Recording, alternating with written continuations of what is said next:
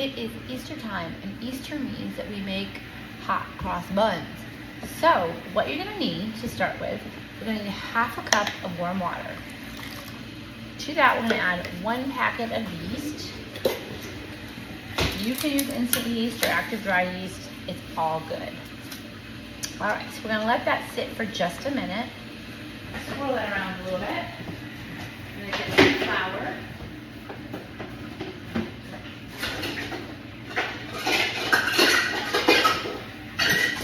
And I don't usually do much with measuring cups, but this is a very old recipe that my family's been passed down, so I need to have the measuring cups. I've not yet converted it because I only really make it once a year. So from there, we're gonna add our buttermilk, okay? And if you don't have buttermilk, you can use regular whole milk with a teaspoon of, or a fresh squeezed lemon, or a little bit of vinegar to it. And then you will have what you need. Then we're gonna add our sugar. We need 2 tablespoons of sugar, and we need 1 teaspoon of cinnamon and 1 teaspoon of salt. So go ahead and add those in. Normally I would say not to keep your salt and your yeast touching each other, but we have enough sugar in here that it will be just fine. All right, now we're gonna add, this is an unusual one, we're gonna add a little bit of baking soda to it. And to be perfectly honest, since it's such an old recipe, I'm not exactly sure why it needs the baking soda, but I do it because that's the way it's been done, so that's what I'm gonna do.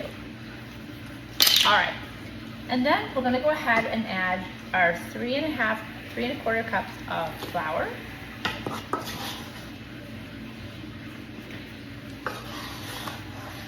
And I'm just using a little dip and sweep. Estimate there. And our melted butter. We have 1/3 cup of melted butter.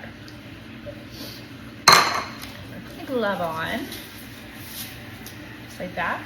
We're gonna mix it. Now you could absolutely use a mixer, it's just fine. But if you know me, I love to mix dough by hand. And this is more like a batter, it's very thin. So you're not gonna get a whole lot of thickness in here. So we're gonna let this go ahead and get nice and fermented.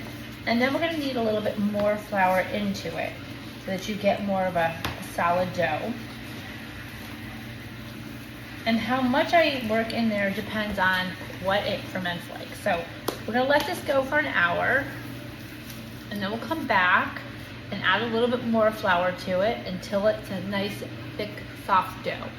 And then we'll divide it up into pieces and we'll round them out and we'll let them proof in a pan. I will show you what to do. Dump this out. Go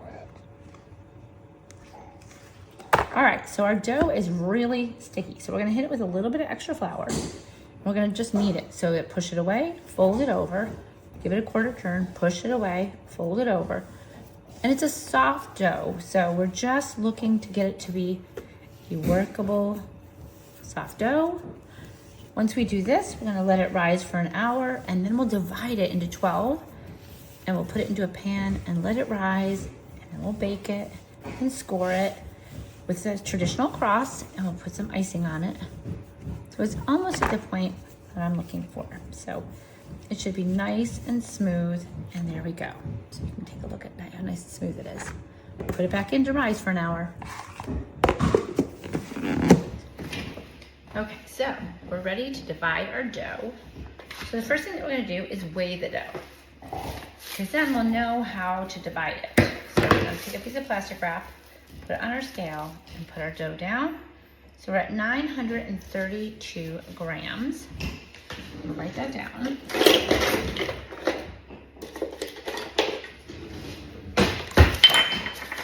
$9.32. We're going to divide that by 12. All right, so let's do that. About 77 grams each. So pick that up, flip it over. Get all this off there. There we go. And we're just going to roughly divide it up. So do it into 4s, And then we'll do each one of those into 3s. And then we're going to even it out by weight. All right, so let's see how close we are. Let's see, we're gonna put our plastic wrap on there, zero it back out. That one's a little heavy, so we're gonna go over here, see what we're looking for. That one's a little light, so take a little bit off. And that one's good. See how we're here? 77, perfect. 73, so we'll add a little bit more to that one. A little heavy. Take a little off. Oops, 70, perfect. All right, and we'll check this one. It's a little heavy, so take a little bit off. We're looking for about 75 to 77.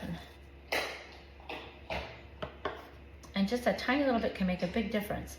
But the reason that we do that is because we want them to bake evenly and we want them to be the same size. Okay, so let's check this one. Good. We'll check this one. Cutting them first gives you relatively close. So you want to really see where you're at there. It's a little heavy, a little bit off. Good.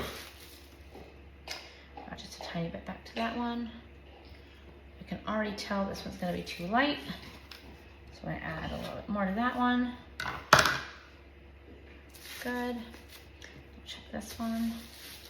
And this might seem like a tedious process, but it goes rather quick, and it's important because you don't want one that's going to be really large and one that's going to be so much smaller. They just won't bake evenly. So you'll have some doughy ones, and then you'll have some that are underdone, and we don't want that. Let's take a little bit off, a pinch off of that one. Perfect. Check this one. And just a tiny taste of that one there. And now we're under, so we're gonna add a little bit back. We're almost there. Good, and we'll check this one. A little over. Take it off. Good, and we'll try this one. Okay, so that guy's really much better. So we're going to take that bit off there. And we're still going to remove a little bit more.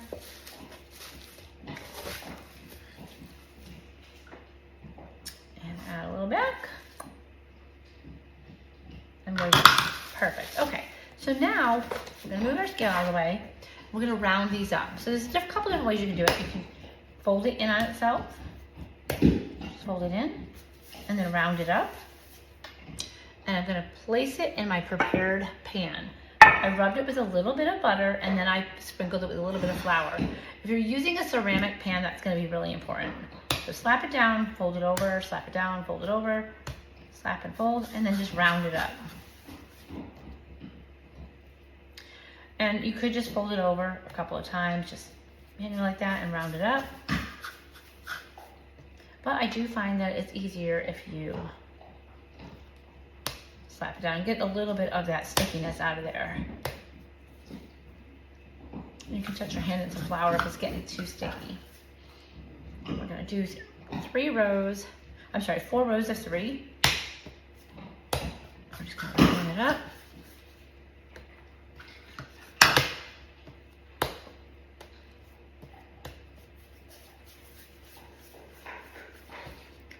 And if you've had a little practice, you can do 2 in one hand.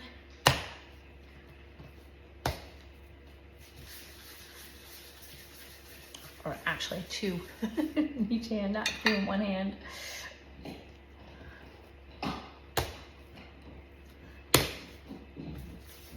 We're just gonna touch that flour because now the longer it sits out, the tackier it gets. All right, so we just have 2 more to go.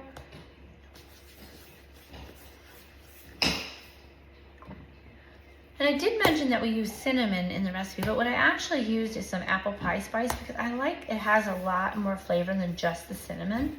So you can use pumpkin pie spice, you can use apple pie spice, or you can just use this there.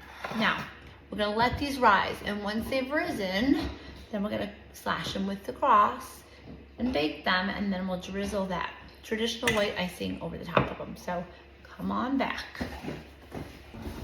Okay, these have been cold proofed all night, and now we're gonna go ahead and score right down the center and make those crosses. So I went ahead and scored and you can see sometimes it tears. So you've got to really hold on and just gently open it up. So you have to do your initial score and then go back. They're quite sticky. But the cross is really important, so you want to make sure you get that right. There we go. The crosses are on. It's powdered sugar and heavy cream with a little splash of vanilla.